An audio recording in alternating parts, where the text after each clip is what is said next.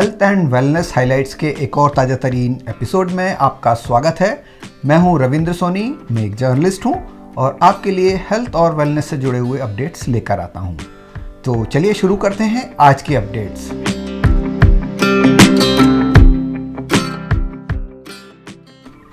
Patanjali Yogpeeth trust Haridwar के स्वामी रामदेव के शिष्य डॉक्टर परमार्थ देव द्वारा आज सुभाष एक्सीलेंस स्कूल परिसर में एक योग शिविर का आयोजन किया गया। इस शिविर में भारत स्वाभिमान, पतंजलि योग समिति, महिला पतंजलि योग समिति, युवा भारत, पतंजलि किसान सेवा समिति सहित विभिन्न संगठनों के सदस्यों ने भाग लिया। शिविर में सूक्ष्म व्यायाम, भस्त्रिका, कपालभाति, अनुलोम विलोम, भ्रामरी, उद्गीत व प्राणायाम के साथ साथ सूर्य नमस्कार, मर्कटासन, वज्रासन, गौमुखासन, ताड़ासन आदि व्यायाम कराए गए। इस अवसर पर डॉक्टर परमार्थ देव ने बताया कि आज भोपाल शहर में बहुत बड़ा आयोजन किया गया था योग का, और कड़ाके की ठंड चल रही है, फिर भी हमारे सैकड़ों योग साधकों ने भयंकर कोहरे में आकर के योगाभ्यास किया। और यहाँ एक बहुत बड़ी एक मीटिंग हुई जो हमारे योग शिक्षक, राज्य प्रभारी, जिला प्रभारी जो निःशुल्क योग की कक्षाओं का नियोजन करते हैं, उस संदर्भ में कि घर घर योग पहुंचे, घर घर आयुर्वेद का प्रयोग हो, इंटीग्रेटेड योग हो, भारतीय शिक्षा, भारतीय चिकित्सा का आधार हो, जिससे जीवन की समस्याओं का समाधान हो, व्यक्ति महान जीवन जी सके। छोटे छोटे बच्चों को भी भयंकर रोग हो रहे हैं और जिनका मॉडर्न मेडिकल साइंस में कोई उपचार नहीं है। उपचार के साथ हमारी जो इंटीग्रेटेड उपचार पद्धति है उसके माध्यम से व्यक्ति स्वावलंबी बने और वह आत्मनिर्भर बने, रोगों से, दोषों से बचे, युवाओं को नशे से बचाना, युवतियों को चरित्रवान, बलवान, बुद्धिमान बनाना, युवाओं को बनाना, और जिससे भारतवर्ष विश्व गुरु बने, ऐसी धारणा के साथ यह कार्यक्रम किया गया था कि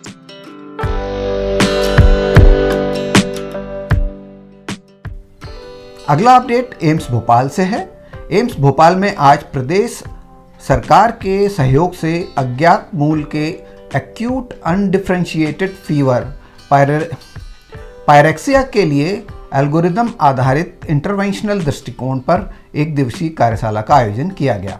यह कार्यशाला शीघ्र पहचान के लिए मध्य प्रदेश सरकार के चिकित्सा अधिकारियों और महामारी विज्ञानियों की क्षमता निर्माण और एक्यूट अनडिफरेंशिएटेड फीवर पैदा करने के लिए जिम्मेदार विभिन्न कारणों का उपचार के लिए आयोजित की गई थी।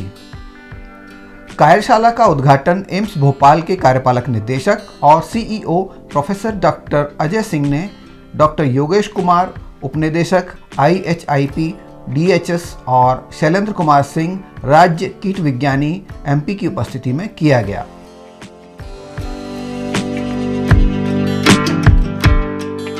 मध्य प्रदेश नर्सिंग घोटाले की जांच कर रही CBI जल्द ही जबलपुर हाईकोर्ट के समक्ष अपनी जांच रिपोर्ट प्रस्तुत करने वाली है।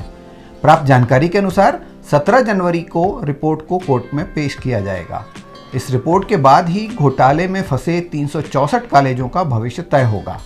CBI द्वारा कॉलेजों में फर्जी एडमिशन, फर्जी फैकल्टी, इंफ्रास्ट्रक्चर जैसे अहम बिंदुओं पर जांच की जा रही है।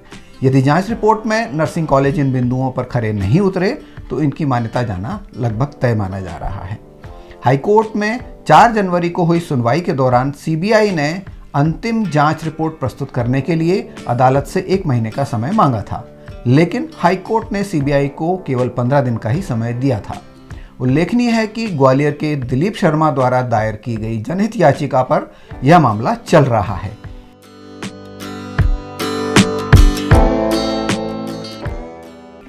स्वास्थ्य मंत्रालय ने फार्मास्यूटिकल कंपनियों के लिए एक नई गाइडलाइन जारी की है। इसके तहत कंपनियां अगर किसी ड्रग को वापस बुलाती हैं तो उन्हें लाइसेंसिंग अथॉरिटी को इसकी जानकारी देनी होगी। साथ ही उत्पाद में कमी, खराब गुणवत्ता या गलत उत्पादन के बारे में भी बताना होगा। साथ ही दवाओं की टेस्टिंग विश्व स्वास्थ्य संगठन और अन्य वैश्विक मानकों के मुताबिक करनी होगी।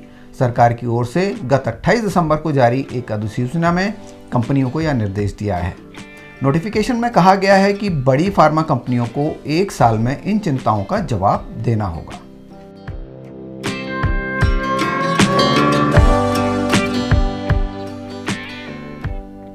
अब चर्चा करते हैं इंडियन मेडिकल एसोसिएशन गोवा द्वारा जारी एक रिपोर्ट की। इस रिपोर्ट में कहा गया है कि शराब पीने वाले डॉक्टरों में से हर 5वां डॉक्टर तनाव दूर करने के लिए शराब पी रहा है।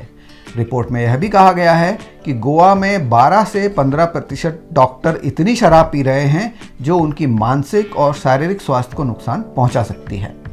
इनमें से 20% डॉक्टर तनाव से निपटने के लिए शराब पीते हैं।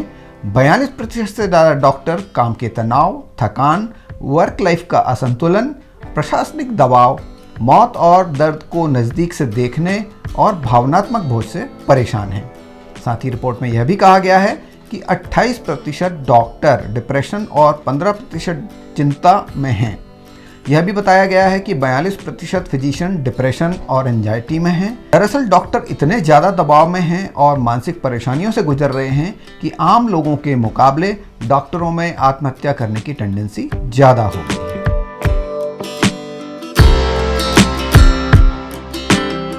Digital health care platform Tata 1mg विटोनिक्स यूके के साथ मिलकर अपनी तरह के नए उत्पादों की एक रेंज को लेकर आया है। यह एक विटामिन सबलिंगुअल स्प्रे है जिसे सीधे जीभ के नीचे लगाया जाता है, जिससे विटामिन और सप्लीमेंट सीधे मुंह की म्यूकोसल परत के माध्यम से अवशोषित हो जाते हैं। लॉन्च के पहले चरण में 4 उत्पाद शामिल किए गए हैं: विटामिन डी, मल्टीविटामिन, बायोटिन और मेलाटोनिन। कंपनी द्वारा प्रदत्त जानकारी के मुताबिक ये सबलिंगुअल स्प्रे लोगों को उनके दैनिक विटामिन और हेल्थ सप्लीमेंट लेने का एक सुविधाजनक और प्रभावी तरीका है। कंपनी का कहना है कि ये उत्पाद एक सुविधाजनक, प्रभावी और विश्वसनीय समाधान पेश करते हैं तथा उपभोक्ताओं की बढ़ती हुई स्वास्थ्य प्राथमिकताओं के अनुरूप हैं। तो ये थे आज के हमारे हेल्थ और वेलनेस से जुड़े हुए कुछ हाइलाइट्स। आशा करता हूँ पसंद आए होंगे। यदि हाँ, तो आप इस चैनल को सब्सक्राइब करना ना भूलिए, और अगर आप हमारे पहले से सब्सक्राइबर हैं तो आपसे निवेदन है कि इस वीडियो को ज़्यादा से ज़्यादा लोगों को शेयर करें और इसे लाइक करना बिल्कुल ना भूलें। जल्दी ही मिलते हैं एक और नए एपिसोड में। तब तक के लिए धन्यवाद। Thanks for watching.